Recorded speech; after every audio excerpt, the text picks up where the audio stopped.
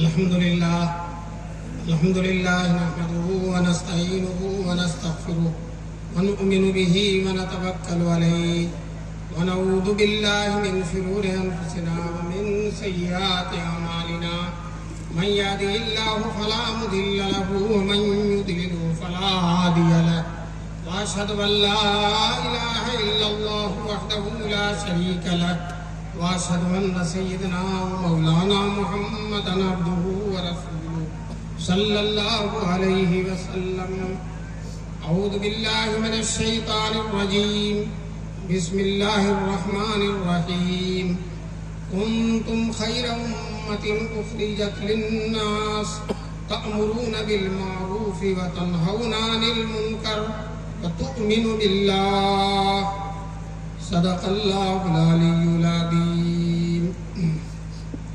گلے باغ خلیلی بھیج دے باد بہار اپنی.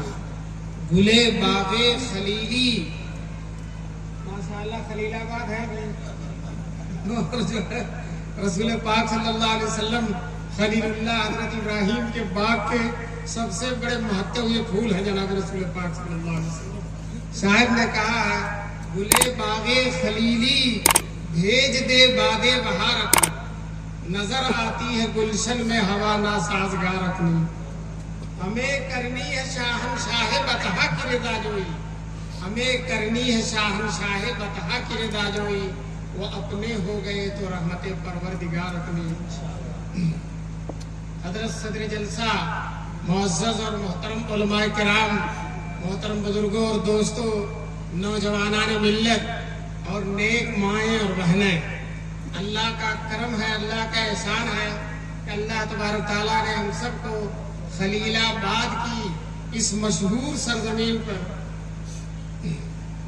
عظیم الشان اجلاس اصلاح معاشرہ میں اللہ تعالیٰ نے ہم سب کو شرکت کرنے کا موقع نصیب فرمایا.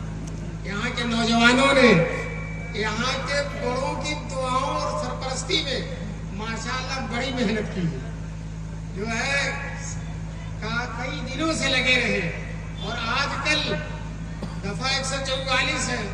جتنے جلسے مہینوں سے طے تھے سب کینسل ہو گئے.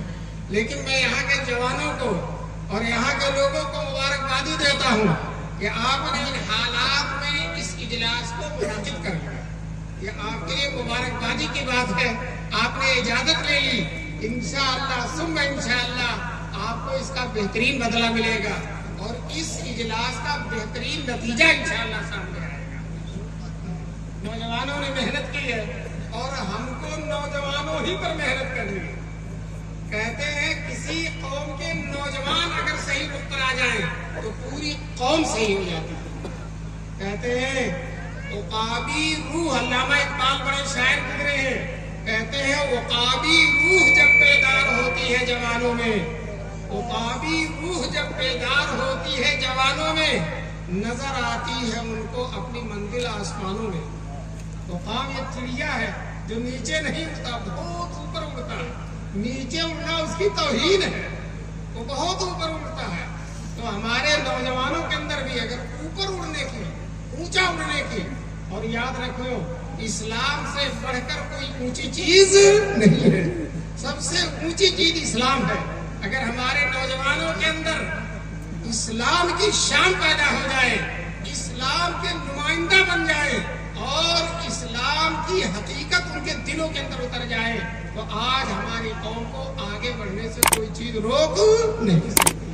نوجوان اگر بیدار ہو جائے، رسول پاک صلی اللہ علیہ وسلم کو نوجوانوں سے بے پناہ محبت ہے. ایک حدیث میں اللہ کے رسول صلی اللہ علیہ وسلم فرماتے ہیں کہ 8 آدمی ایسے ہوں گے جن کو میدان محشر میں عرش الہی کا سایہ نصیب ہوگا. جب سب لوگ پریشان ہوں گے، سورج سوا نیزے پر ہوگا، نفسی کا عالم ہوگا، اس وقت 8 لوگ ایسے ہوں گے جن کو اللہ کے عرش کا سایہ ملے گا. بڑے خوش قسمت لوگ ہوں گے. انہی میں سے وہ ہیں رجل نشا شاب نشا فی عبادت اللہ، وہ نوجوان جو جوانی ہی میں عبادت کرتا. بوڑھا ہو گیا تو عبادت تو کرنا ہی کرنا اس کو. وہ قبر میں پیر لٹکائے ہوئے ہیں، عبادت کے بغیر اسے چارہ ہی نہیں ہے، اسے تو کرنا ہی کرنا ہے، مسجد میں آنا ہی ہے۔ کیوں آج کل یا آپ ایسی بات کہہ رہے ہیں، بہت سے لوگ قبر میں پیر لٹکائے ہوئے ہوتے ہیں لیکن دنیا ہی میں ڈوبے ہوئے ہیں، آخرت کی کوئی فکر نہیں ہوتی۔ ایک شیخ سعدی ایک بزرگ گزرے ہیں، وہ کہتے ہیں میں سفر میں ایک بڈھے سے ملا جس کی 120 سال عمر تھی، 120 سال عمر تھی بوڑھے کی، اور وہ رات بھر اس بوڑھے نے مجھے سونے نہیں دیا، اپنا پورا پلان مجھے بتایا کہ شیخ سعدی میرا ارادہ ہے کہ ہندوستان کا لوہا لے جا کر چین بیچوں گا اور چین کا برتن لے جا کر بدخشاں بیچوں گا اور بدخشاں کا لال لے کر یمن بیچوں گا اور یمن کا عقیق لے کر فلاں ملک میں جاؤں گا۔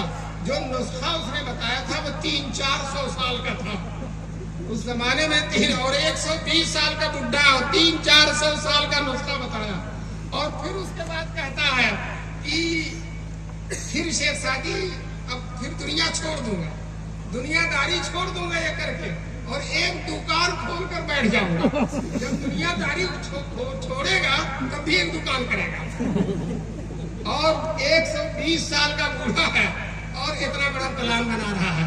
دوستو سچ کہتا ہوں، نوجوانوں سے زیادہ امیدیں بوڑھوں کی ہیں، ان کے اندر تمنائیں بہت زیادہ ہوتی ہیں، بڑی ساری خواہشات ہوتی ہیں۔ چنانچہ ایک بوڑھے نے دریائے دجلہ کے کنارے بڑا شاندار محل بنانا شروع کر دیا، تو ایک منچلا آدمی تھا، وہ کہنے لگا لوگوں ضروری اعلان سن لو، ملک الموت کا انتقال ہو گیا، ملک الموت کا انتقال ہو گیا۔ اگر ملک الموت کا انتقال نہ ہوتا تو یہ بڈھا اتنا شاندار محل کیسے بناتا؟ کیا یہ اس میں رہ پائے گا؟ یہ یقین رکھتا ہے کہ شاید ملک الموت اب آئیں گے نہیں، ان کا انتقال ہو گیا۔ تو دوستو ہم بوڑھوں سے یہی درخواست کریں گے، معاف کیجیے گا اگر ہم بوڑھوں کو کوئی کچھ کہہ دے تو ہم بھی بوڑھے ہیں، ہمیں کہنے کا حق ہے، ہمیں کہنے کا حق ہے۔ کہتے ہیں رسول پاک صلی اللہ علیہ وسلم نے فرمایا چند لوگ ایسے ہیں جن پر اللہ تبارک تعالیٰ بہت زیادہ ناراض ہوتے ہیں۔ ایک بادشاہ ہے جو جھوٹ بولتا ہے، بادشاہ ہو کر بتائیے بادشاہ سے جھوٹ بولنے کی کیا ضرورت ہے، لیکن بادشاہ ہو کر جھوٹ بولتا ہے۔ اسی طرح سے بوڑھا جو اپنی نگاہوں کی، اپنی عصمت کی حفاظت نہیں کرتا، باوجود کہ بوڑھا ہے، اس کی نظر بہک رہی ہے، وہ بدکاری کی طرف بڑھ رہا ہے، تو اللہ تبارک تعالیٰ ایسے لوگوں سے بہت ناراض ہوتے ہیں۔ اللہ تبارک تعالیٰ ہمارے نوجوانوں کو بھی بہتر بننے کی توفیق نصیب فرمائے اور ہمارے بوڑھوں کو بھی بہتر بننے کی توفیق نصیب فرمائے۔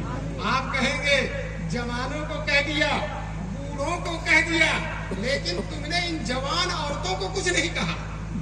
ہم ان جوان عورتوں کے بارے میں کہنا چاہتے ہیں، دیکھو حضرت فاطمہ، مائیں بہنیں سن رہی ہوں گی، حضرت فاطمہ رسول پاک صلی اللہ علیہ وسلم کی چہیتی بیٹی ہے، اور حضور اتنی محبت کرتے ہیں حضرت سیدہ فاطمہ سے کہ حضور جب سفر میں جاتے تھے تو سب سے آخر میں حضرت فاطمہ سے ملتے تھے، سب سے آخر میں، تاکہ بیٹی کی ملاقات جو ہے سب سے آخر میں رہے، اور پھر جب سفر سے آتے تھے تو سب سے پہلے حضرت فاطمہ کے گھر جاتے تھے، حضرت فاطمہ سے ملتے تھے۔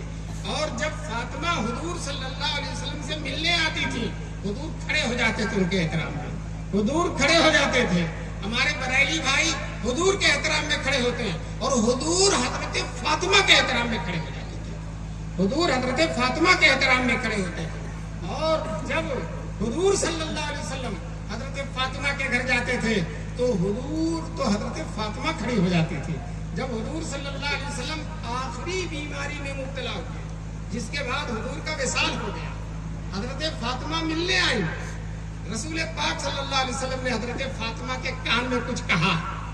بیمار تھے حضور، آخری ایام تھے، مرد وصال میں مبتلا تھے، حضرت فاطمہ کے کان میں کچھ کہا، حضرت فاطمہ رونے لگی۔